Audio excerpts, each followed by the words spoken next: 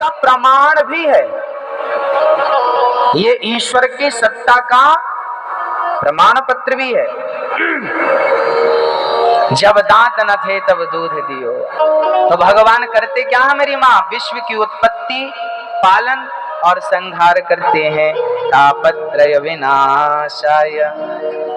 ऐसे भगवान को जो सारी सृष्टि की रचना करते हैं, ऐसे भगवान को राधा सहित श्री कृष्ण को ये दास अनिरुद्ध हम सभी भक्त प्रणाम करते हैं, नमस्कार करते हैं। आइए चलते हैं गोविंद की शरण में और भगवान से कहें कि प्रभु, जब भगवान हमारे साथ हैं, देखिए जीवन में कभी निराश मत होइएगा, जीवन में कभी घबराइएगा मत, और ये सदा भाव बना के रखिए कि वो हमारे साथ में है। जैसे माँ हमेशा बच्चों को आशीर्वाद देती है कि बेटा तुम सुखी रहो, फूलते फलते रहो, ऐसे ही भगवान अपने भक्तों के साथ रहते हैं और कभी उन्हें अकेला नहीं छोड़ते। हाँ, सावेरा जब मेरे साथ है, बोलो डरने की क्या बात है। इसके रहते कोई कुछ कहे,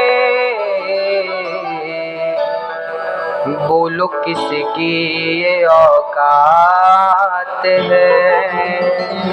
तो किस किस के संग नहीं आ, तू अकेला नहीं प्यारे राम तेरे साथ में, मानो ना मानो भक्तों, हम सभी के मन मंदिर में कन्हैया बैठे हैं और वो 24 घंटे हम पे निगरानी रखते हैं।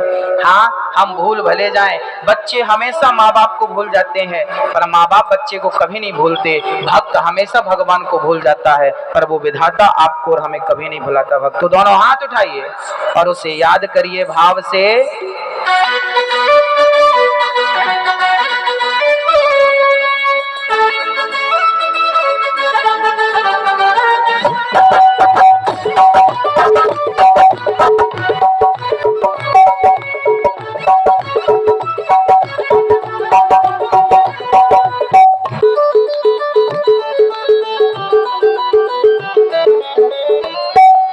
सावेरा जब मेरे साथ है, बोलो डरने की क्या बात है। सावेरा जब मेरे साथ है, बोलो डरने की क्या बात है। इसके रहते कोई कुछ कहे, बोलो किसकी ये औकात है। कोई कुछ कहे, बोलो किसकी ये औकात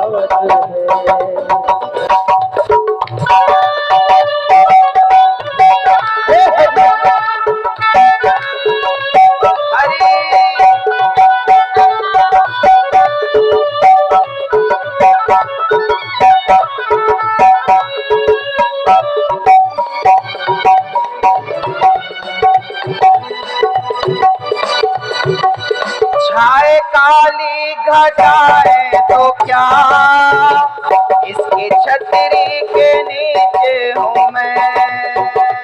छाए काली घटाए तो क्या, इसकी छतरी के नीचे हूँ मैं। आगे आगे ये चलता मेरे कान्हा के पीछे हूँ मैं। आगे आगे ये चलता मेरे कान्हा के पीछे हूँ मैं। इसने पकड़ा मेरा हाथ है, बोलो डरने की क्या बात है। इसने पकड़ा मेरा हाथ है,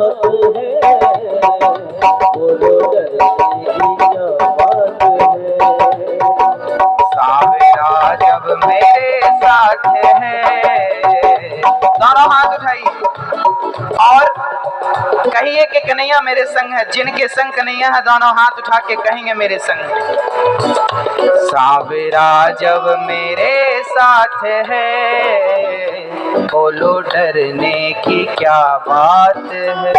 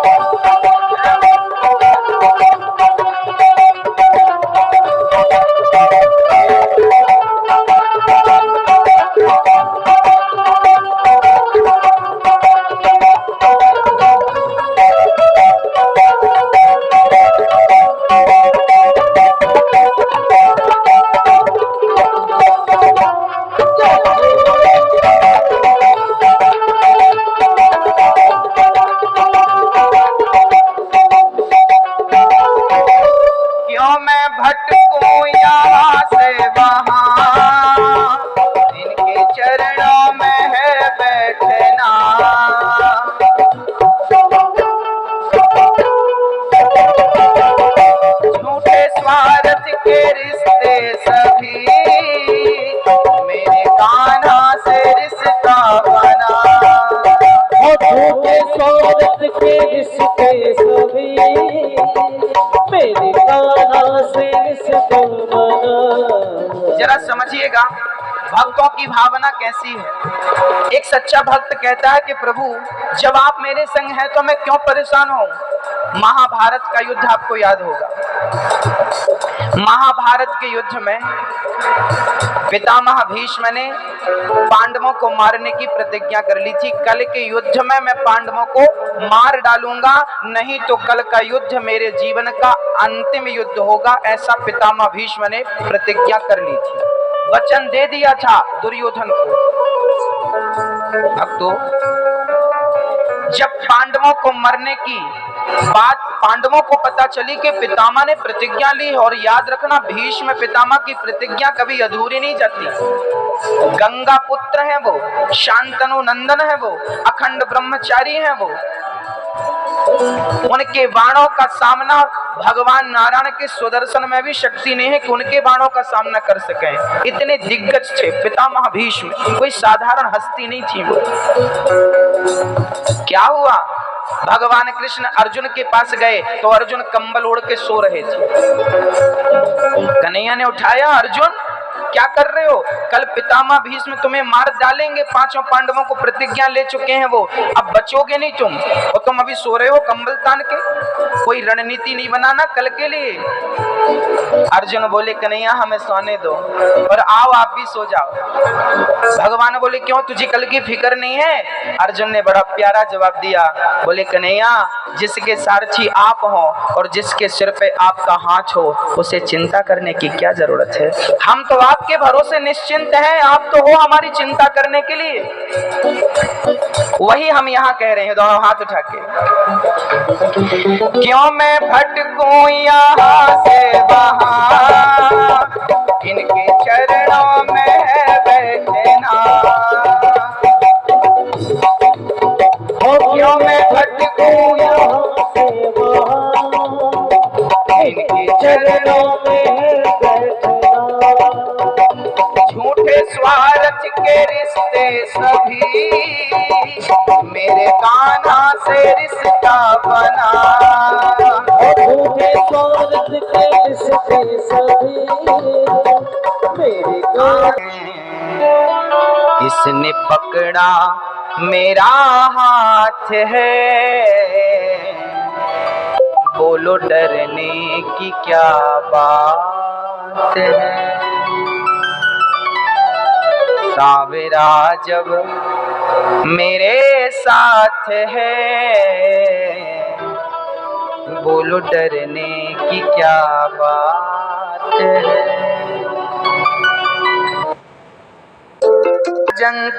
जन्तमनुपेतमपेत कृत्यं द्वैपायनो विरह कातर आजुहाव। ये सुखदेव जी कौन है? कहते हैं जब राधा जी संसार में आई लीला करने के लिए तो राधा जी के संग एक तोता था। गौलोक धाम में राधा के पास एक तोता रहा करता था। वो तोते ने कहा माँ आप जा रही हो हमें भी संग ले चलो। राधा जी ने कहा वहां बहुत कष्ट उठाना पड़ेगा, तू सहन नहीं कर पाएगा। एक काम कर, जब मैं लीला करके आ जाऊंगी तो तुम जाना और लीलाओं का गुणगान करना। वही तोता आज अमरनाथ के जंगल में एक तोती के गर्भ से प्रकट हुआ। और संयोग देखना कि उसी समय भगवान शंकर माता पार्वती से कहते हैं देवी। माता पार्वती ने कहा भोलेनाथ आज हमें कथा सुनने का मन कर रहा है।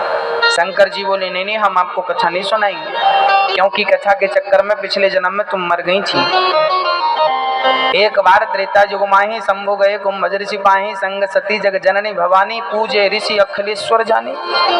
एक बार क्या हुआ था, भगवान शंकर माता सती को लेकर गए थे। तब ये दक्ष की बेटी हुआ करती थी। तो सती को भगवान पर संदेह हो गया था, ये कैसा भगवान जो पत्नी के लिए जब राम जी ढूंढ रहे थे हे सीता हे खग हे मृग हे वृक्ष तुम बताओ हमारी सीता को देखा, तो माता सती को डाउट हो गया ये कैसा भगवान है। यदि भगवान होता तो इसे पता चल नहीं जाता कि मेरी पत्नी को रावण चुरा के ले गया। अब सती को संदेह हो गया, और सती को संदेह हुआ। शंकर जी ने बहुत समझाया कि ये लीला चल रही है, इनको पता सब है, पर अभिनय चल रहा ना। हाँ, अभिनय भाई, अभिनेता जो पिक्चर बनाते हैं, मूवी बनाते हैं, उनको उनकी रियल जिंदगी अलग होती है और पिक्चर की रील की जिंदगी अलग होती है। हाँ, रियल की जिंदगी और रील की जिंदगी में थोड़ा अंतर होता है। उन्हें वही करना पड़ता है जो उनकी कहानी में लिखा होता है, वही बोलना पड़ता है जो उनको मिलता है। आपको ये बोलना बोलते वो उनको वहां रोने का अभिनय है तो रोना पड़ता है, हंसने का अभिनय है तो हंसना पड़ता है, मारने का अभिनय है तो मारना पड़ता है, और मरने का अभिनय है तो मरना भी पड़ता है। वो रियल जिंदगी से बिल्कुल अलग है। शंकर जी ने कहा ये भी इनका अभिनय चल रहा है, ये लीला कर रहे हैं राम जी, इनको पता सब है पर ढूंढ रहे हैं सीता सीता सीता। सती बोली नहीं हम नहीं मानते। सती जी गई होशियार बन के, परीक्षा लेने चली गई, सीता का रूप बना लिया और राम के आगे खड़ी हो गई। लो राम जी, मैं रावण के चंगुल से भाग के आ गई। राम जी ने कहा माता जी जंगल में अकेली घूम रही हो, शंकर जी कहाँ हैं? और जैसे शंकर जी का नाम लिया माता जी तो घबरा गई, माता जी को पसीना आ गया। अरे आप सब जानते हैं? हाँ हम तो सब जानते हैं। तो फिर आप सब जानते हैं तो ये सब नाटक क्यों? बोले हमें लीला करनी है, ये लीला है। अच्छा, प्रश्न ये खड़ा हुआ, सती ने पूछा प्रभु मैं तो सीता के रूप में थी, आपने हमें पहचान कैसे लिया?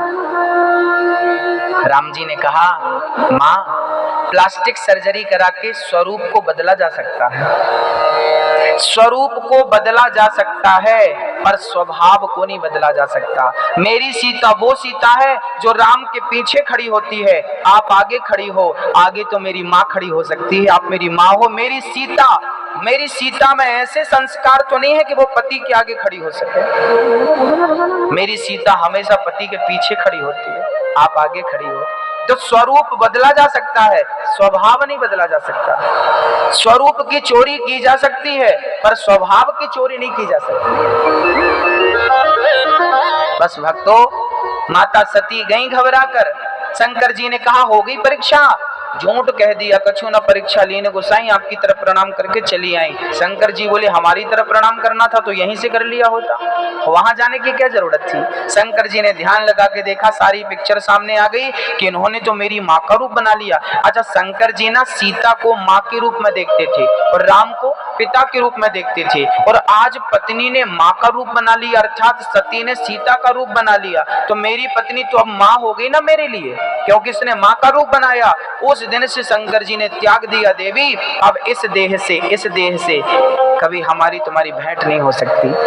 शंकर जी 87,000 वर्ष की अखंड समाधि में डूब गए, सती का त्याग कर दिया। वही सती बिना बुलाए एक दिन पिता के यज्ञ में गई और जलकर भस्म हो गई। ये चर्चा मैं आपको कल परसों सुनाऊंगा विस्तार से। जलकर भस्म हो गई वही सती पार्वती के रूप में जन्म लेती है। हाँ भक्तों, शंकर जी ने त्याग दिया। शंकर जी ने क्यों त्याग दिया? क्योंकि सती ने किसका रूप बना लिया? शंकर जी की माँ का रूप बना लिया। इसका एक दूसरा अर्थ भी है भक्तों, कि जब स्त्री माँ बन जाए। अच्छा, हमने सुना है जयपुर के पुरुष अपनी पत्नी को मम्मी बोलते हैं, सही है क्या?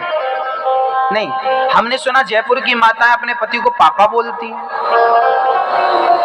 नहीं सुना है। अब देखो क्या सही है क्या गलत। एक बार क्या हुआ, एक पत्नी अपने बच्चे से, एक माँ, एक स्त्री बोल रही थी अपने बेटे से, बेटा पापा कहाँ है? तो पापा भी कम नहीं, बेटा मम्मी कहाँ है?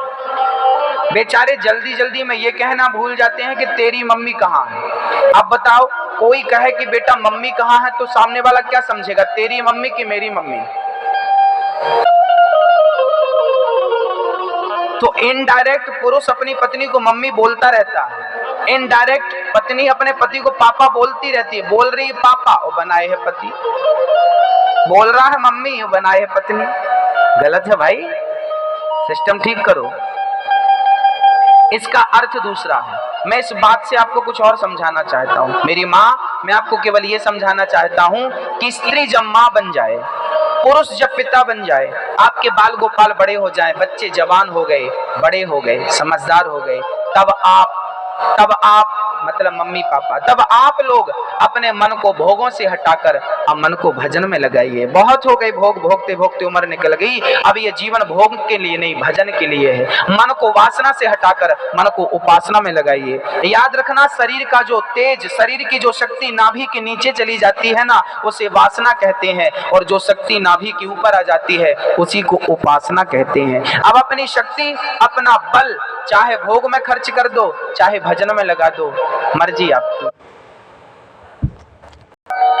बुढ़ापा आ गया ना, बहुत तो भोग लिया, पेट भरा क्या, और 10-50 बार और भोग लोगे तो भी तुम्हारा पेट नहीं भरेगा। इसलिए भोगों से मन को हटाओ और भगवान के भजन में मन को लगाओ।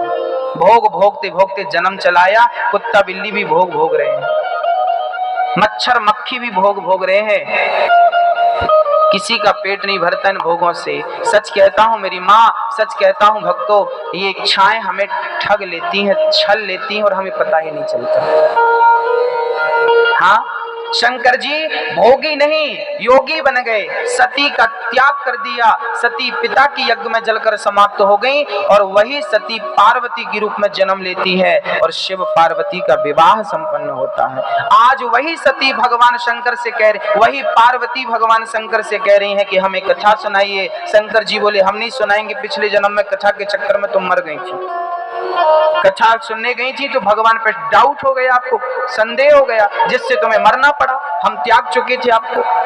सती पार्वती ने हाथ जोड़कर कहा प्रभु तब संदेह था, अब जिज्ञासा है, भगवान के चरित्र को जानने की जिज्ञासा है। याद रखना भक्तों, भगवान पे संदेह ना हो, ईश्वर को समझना है तो जिज्ञासा रखो। ईश्वर संदेह का सब्जेक्ट नहीं। कई लोग ना भगवान पे बड़ा डाउट करते हैं, संदेह करते हैं। वैसे संदेह करते हो आप तो इससे होगा क्या? नुकसान भगवान का कुछ नहीं है। भगवान के रोम रोम में ब्रह्मांड लटक रहे हैं। ब्रह्मांड निकाया निर्मित माया, रोम रोम प्रतिवेद कहें। वेद कहते हैं कि भगवान के रोम रोम में ऐसी बहुत सारी सृष्टियां लटक रही हैं, ब्रह्मांड लटक रहे हैं। हम कौन है इस संसार में बताओ? एक सुंदर सी बात मुझे याद आ गई। एक संत जी जयपुर आए थे आज के 100 साल पहले, तब आप में से कोई नहीं था। आज के 100 साल पहले एक संत जी जयपुर आए, तो जयपुर के एक बहुत बड़े सेठ जी, जो जयपुर के नगर सेठ थे, उन्होंने संत जी को अपने घर पे बिठाया और वो अपना घर अच्छा आलीशान बंगला बनवाया था 100 साल पहले, बहुत बढ़िया। तो संत जी को दिखाने लगे, देखिए महाराज जी, हमारा बेडरूम है, ये हमारे किचन है, ये हमारा हॉल है, ये हमारे संत जी देखिए, हाँ ठीक है। तभी वहां पे ग्लोब रखा था, पूरा विश्व का नक्शा, उसमें ग्लोब बोलते हैं, है ना, जानते हैं ना आप लोग? जानते हैं। संत जी ने कहा कि भाई साहब ये क्या है? संत जी जानते सब थे, पर यूं ही पूछा ये क्या है? उन्होंने कहा कि ये पूरी दुनिया का मानचित्र है, इसमें पूरी दुनिया का मानचित्र है ये। तो संत जी ने कहा कि इस मानचित्र में हमारा भारत कहाँ है? उन्होंने कहा गोल गोल ये देखो, ये हमारा भारत। बोले इसमें भारत में ये बताओ कि राजस्थान कहाँ है? बोले ये बिंदु, ये बिंदु, बोले राजस्थान में ये जयपुर कहाँ है? तो और छोटा डॉट था, बोले ये है। अच्छा अब बताओ कि इस राजस्थान के जयपुर में तुम्हारा घर कहाँ है? इसमें दिख रहा? दुनिया के मानचित्र में हमारी औकात क्या है भाई? दुनिया में हमारी हैसियत कितनी है बताओ तो। भैया जी, तरक्की करना अच्छी बात है, धन दौलत कमाना बहुत अच्छी बात है, लेकिन उसका अहंकार पाल लेना बिल्कुल अच्छी बात नहीं। सच कहता हूँ, इस विश्व में, इस ब्रह्मांड में हमारी कोई हैसियत नहीं है। जिस मिट्टी में आप लोग बैठे हैं ना, उसका एक धूल उठाइए, एक कण उठाइए, वो कण, एक कण उठाइए मिट्टी का, एक कण उठाइए, सच कहता हूँ वो कण भी शायद हम नहीं है। उस कण से भी छोटी हमारी हैसियत शायद होगी, आपके साथ बड़ी हो, पर हमारी तो वो भी नहीं है। हम किस चीज का गुमान करते हैं, हम किस चीज का घमंड करते हैं? क्या है हमारे पास? कहाँ है हमारा घर?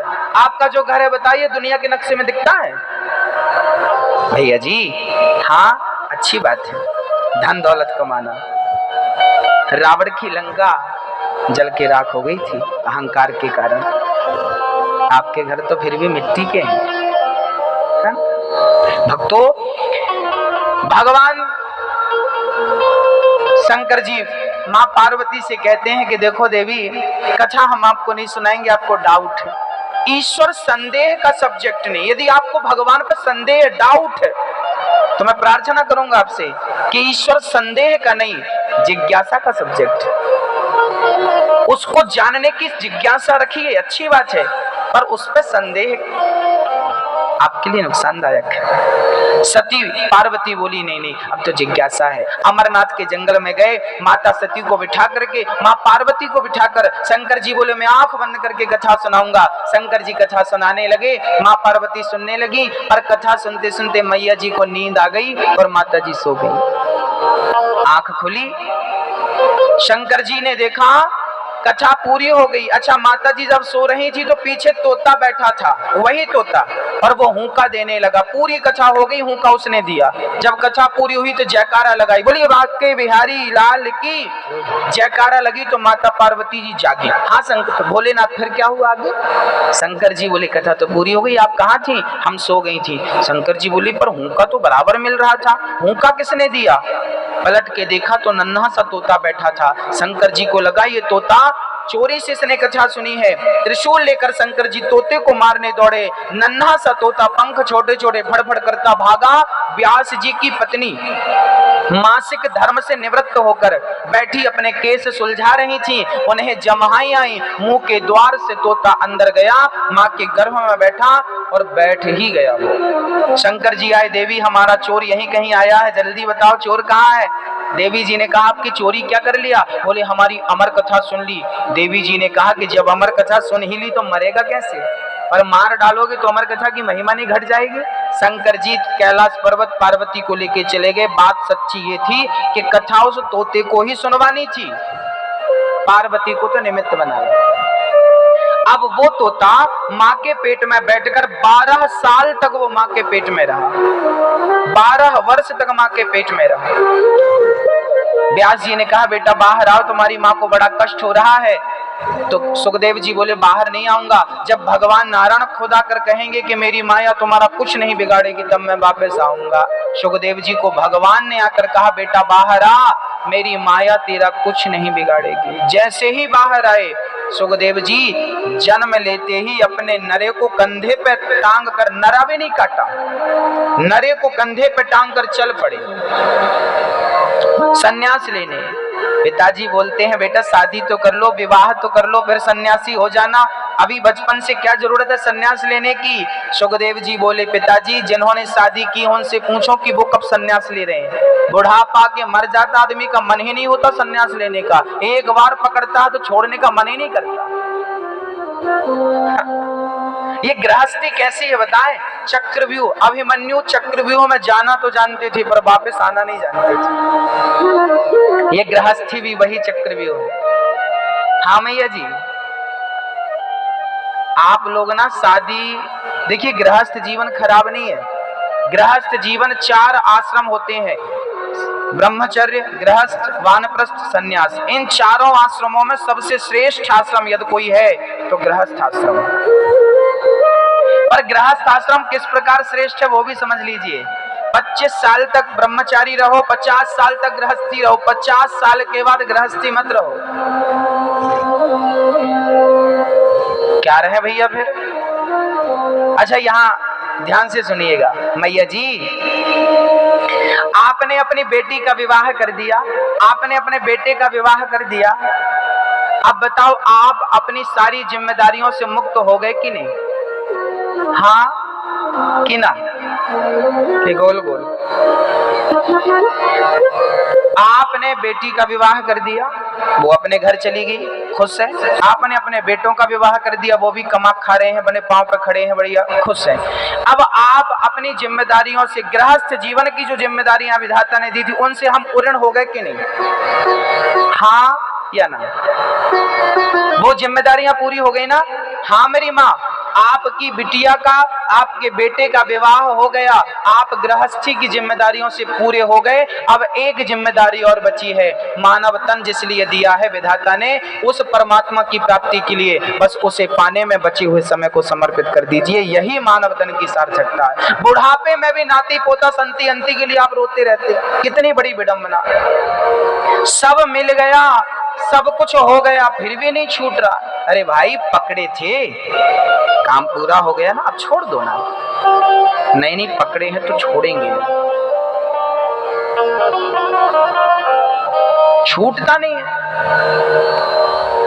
अच्छा आप एक काम करो, आप एक हाथ से अपना दूसरा हाथ पकड़ो जरा कस के, पकड़िए, मैं ये अच्छे से पकड़िए, जोर से और जोर से दबाइए भाई साहब, दबाइए, प्रैक्टिकल करिए, आपको अच्छा में अच्छा लगेगा। प्रैक्टिकल करिए, थोड़ा और दबाइए, और जोर से बेटा दबाओ, और जोर से, और कस के हिलने लगे, पूरा जोर लगाइए। हाँ अब छोड़ दीजिए। अब बताइए कि आपको पकड़ने में अच्छा लग रहा था कि भी छोड़ने में अच्छा लग रहा है? हाँ वही तो हम कह रहे हैं, संसार को पकड़ने में सुख नहीं है, संसार को छोड़ देने में सुख है। यदि सुखी होना चाहते हैं तो छोड़ना सीखिए, आपने जबरदस्ती पकड़ रखा है। अगोड़ा पे पाइए बेस्ट होटल।